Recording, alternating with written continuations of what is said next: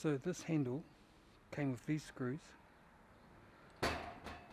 and they go through there and into here and hold the handle together. Obviously they're too short.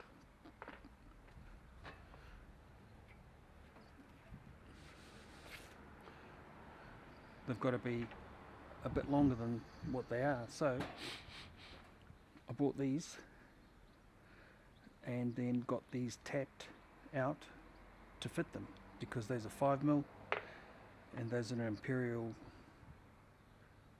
4mm 3/38, whatever it is. Also that bar is too short, so I had to buy another bar.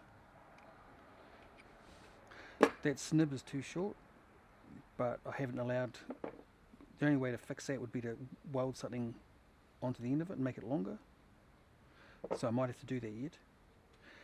And this the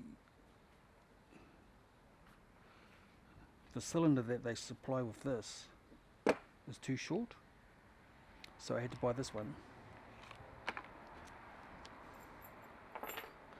It's a 90mm cylinder. That's not cheap. That's $130 there.